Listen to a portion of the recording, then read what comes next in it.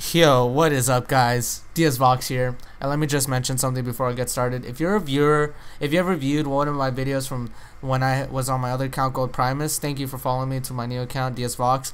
I just canceled the other account because of some idiot shit that happened. But anyway, back to what I'm gonna show you. Today I got some special footage for you guys. This footage was shown after the finals of the COD Championships, and it's the world premiere of Mob of the Dead on Black Ops 2 Zombies. Now, I'll share my opinions and what I think about the map after the video ends. Just to let you guys know, my friends are going to be speaking and during the video, but you can't hear my voice because I forgot to record with my mic on like live commentary. But anyway, I'll just share my opinions in the end, so see you at the end. What?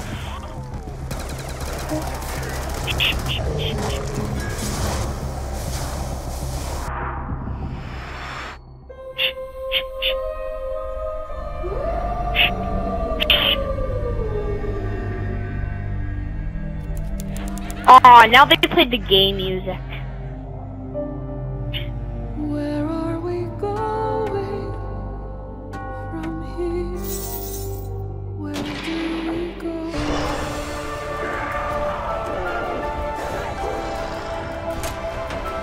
Apparently they were supposed to make it like a thriller or more of like a horror.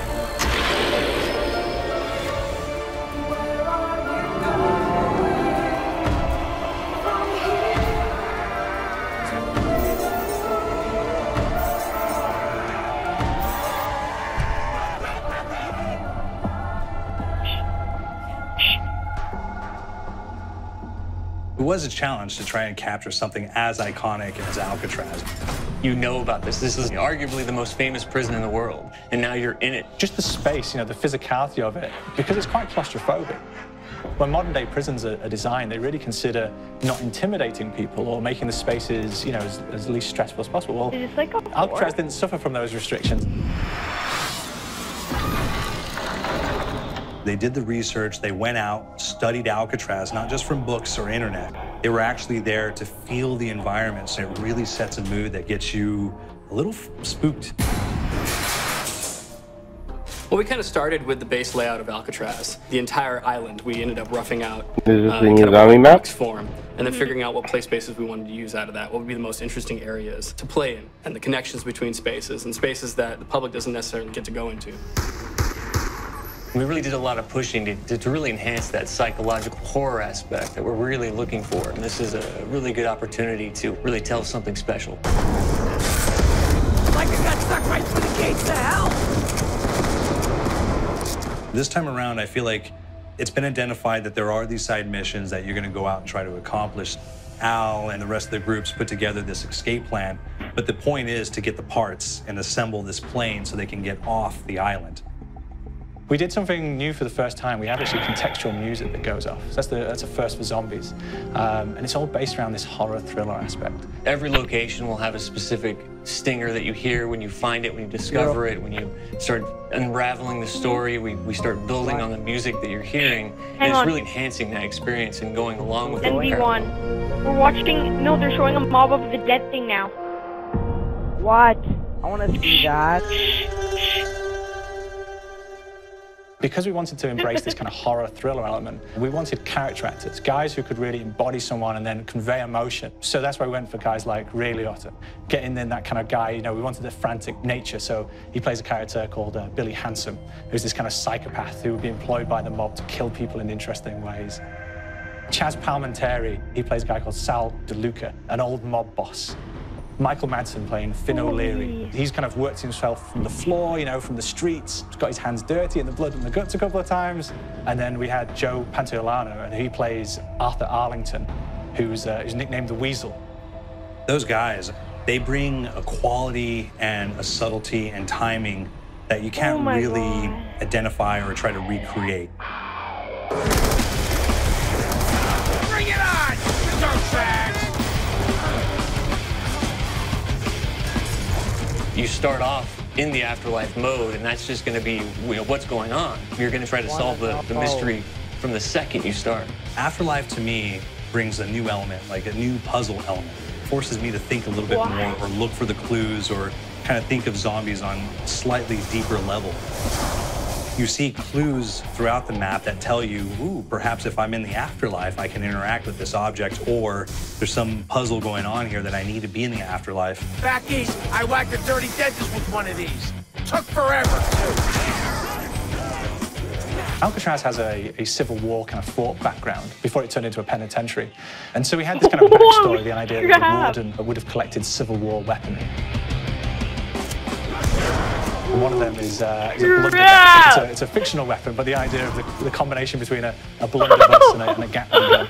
And possibly, they might be able to upgrade it to a more fantastical weapon. Oh my that the god. players might find. You all gotta go sometime. You just went now. There's one main zombie, one big zombie that's going to come through and wreak havoc on your life. He'll lock down the perk machine, Big, he'll like, close down the box, that. so you have to pay to get that open again. So you don't want him to interfere with your process. Now's a good time to pick a fight.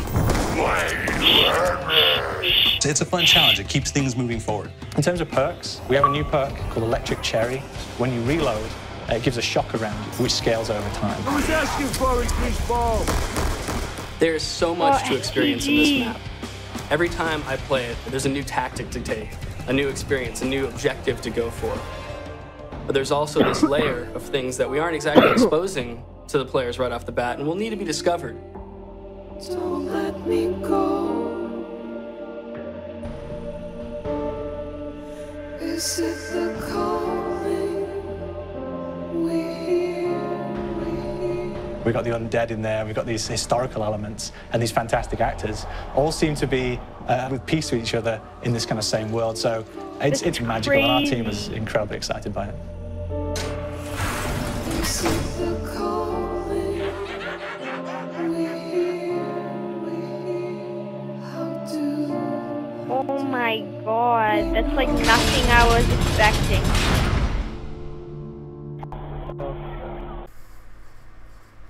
So, now that you have a glimpse of the footage, you have an idea what the map is going to be about.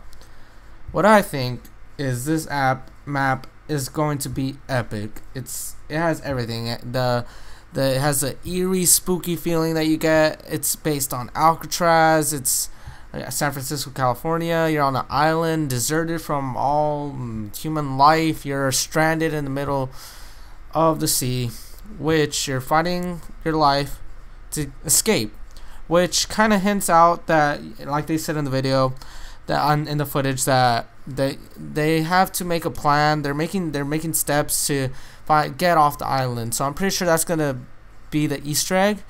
Hopefully it is. I don't think it'll tie into the actual Easter eggs of the other maps like Die Rise or Transit, because like when Call of the Dead came out on Call of Duty Black Ops, I mean, it didn't link one part when you had to get the golden rod. So hopefully it does link something. Like hopefully we get the group back in there, we have to free them or something like that. But anyway, yeah, this was epic.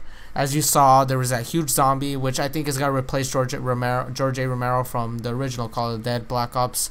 And you saw that cherry perk. I don't know, I forgot what it was called, but so basically, when you're reloading, you just put up a force field of like lightning or thunder that shocks them. So that's kind of cheap though, because then you could take advantage of that. Like let's say you're cornered or trapped, you could just fire one bullet and reload, and boom, you're good to go. You've like made a pathway for yourself. And that afterlife thing, I was confused about that. I'm not too sure if that's a perk or that's something that's an ability. I don't know. It doesn't look. It's kind of weird to me, but yeah, basically, yeah, these zombies are more, oh my god, more spooky looking. They have red eyes, and they tie into like the morgy look feeling, like they've been haunted. No, they've been disturbed throughout their life. It's like, wow, but they've like added more detail to it. It's more detail to the zombies, like they put spikes all over them. They have those morgue masks. And I don't know, it's crazy. But what else was there? Oh, that shotgun. That I don't know if that's a wonder weapon. I'm not too sure about that. I have to look into that and hit you guys up about it later. But yeah, that was pretty awesome. It looked like if you upgrade it, if you shot, it could take, okay, if you had a train of zombies coming towards you with that shotgun, it'll easily take out 15 or 10 with just one shot. But as you saw, this I don't know if it was that exact weapon, but this upgraded weapon, if you shot the bullet, I guess the bullets would get stuck onto the zombies, and it would create this acid explosion, which is pretty awesome. Oh, speaking about acid, there's these new traps, I guess. They added the trap thing again. Like in Kino der Toten and Der Riest, and I don't think Die Rise had it, but or Transit. Yeah, they added the traps. I guess you can activate traps now. They brought that back.